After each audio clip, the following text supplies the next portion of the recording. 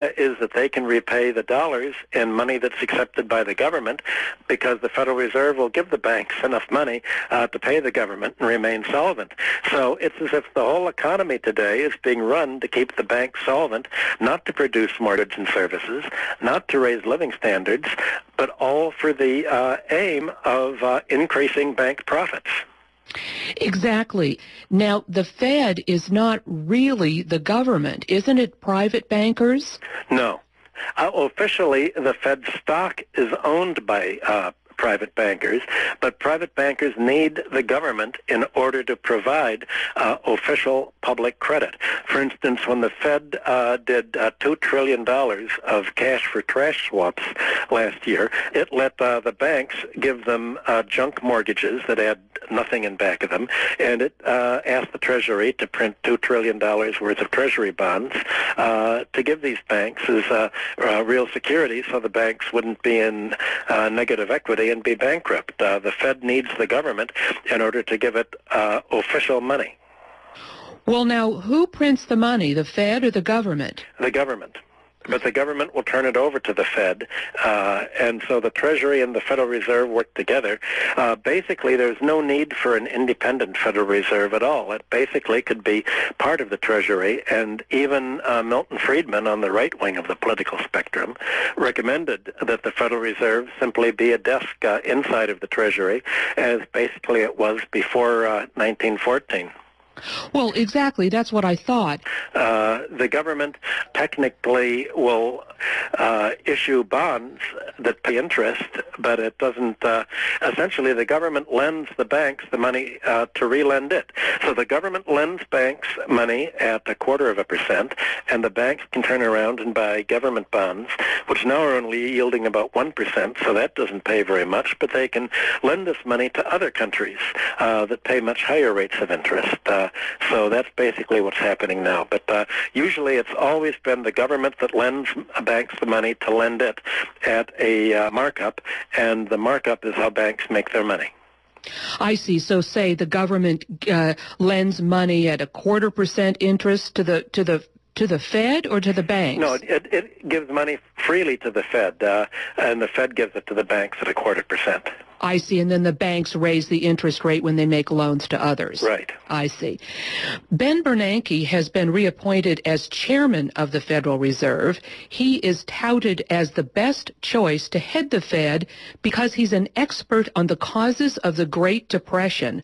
What conclusions did Bernanke draw from his study of the Great Depression, and do you agree with his conclusions? Well, no professor I know believes that he's an expert at all. He's what you call a useful idiot. He misinterprets the Depression in the way that neoclassical and monetarist economists normally reinterpret it. He has a banking eye view of the Depression. From his point of view, the problem with the Depression was the banks didn't have enough money to lend out. And of course the banks could have lent as much as they wanted to. There was nothing to lend to. But he said the only problem is banks didn't lend money to get the economy going because prices for real estate and bonds were so low.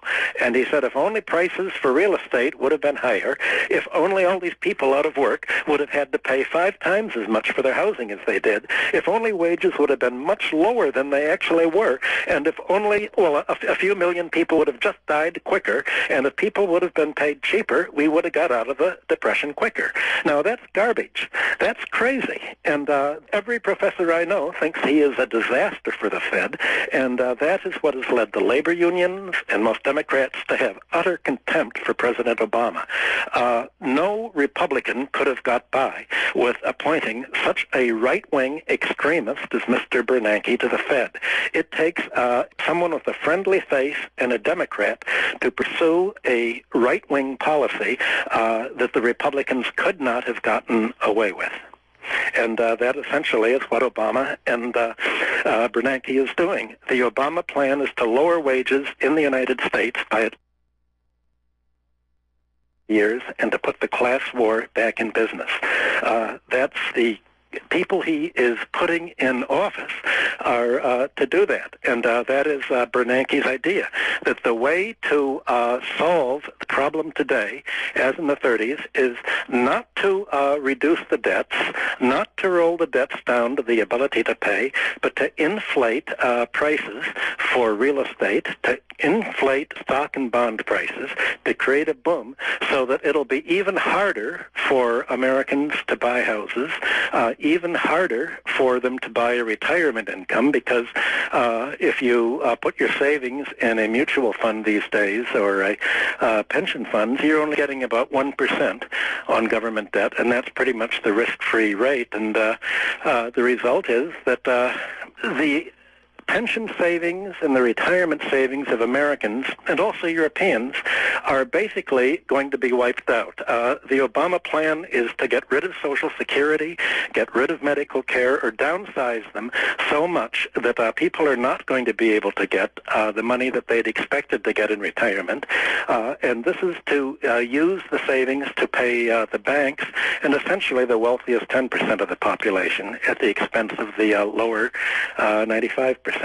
And it'll be done with a smile. He'll say, gee, I'm really sorry you're all getting poor. I'm sorry you can't afford insurance. I'm sorry the lifespans are shortening.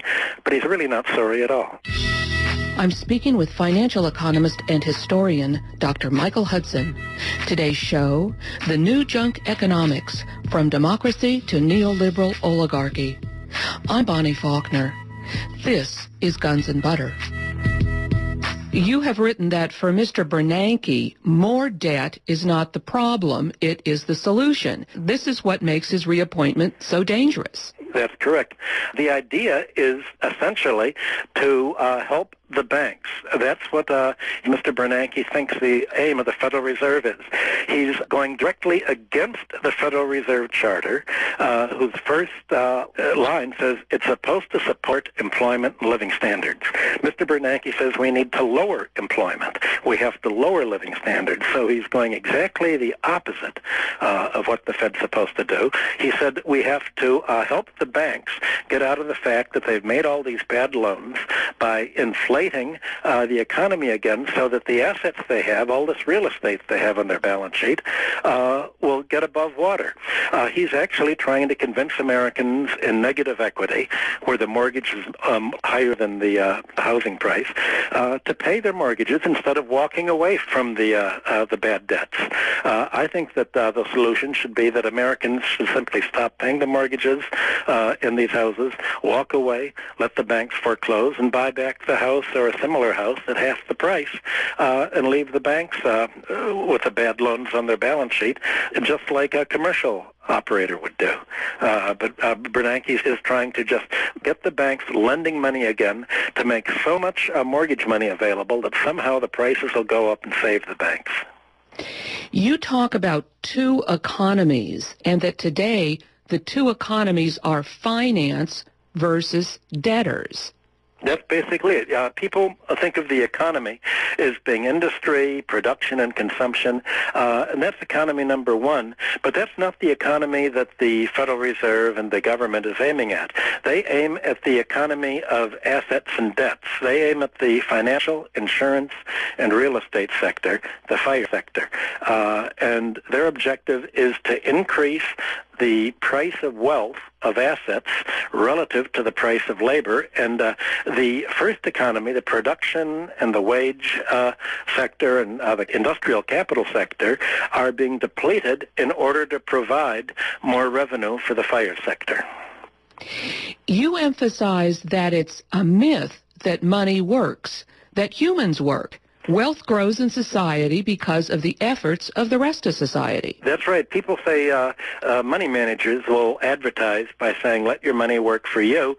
And the idea is that somehow the money is magically increasing by compound interest. But money doesn't really do anything itself. Somebody has to, money is really debt. And this money that people give is invested in IOUs or loans or some kind of financial financial claim on wealth, not on creating tangible wealth. So this money that people get from investing in mutual funds or pension funds has to take the form of profits or rent or capital gains, but it doesn't actually produce anything. Now, you spoke a moment ago about Ben Bernanke's analysis of what caused the Great Depression. What would your analysis be of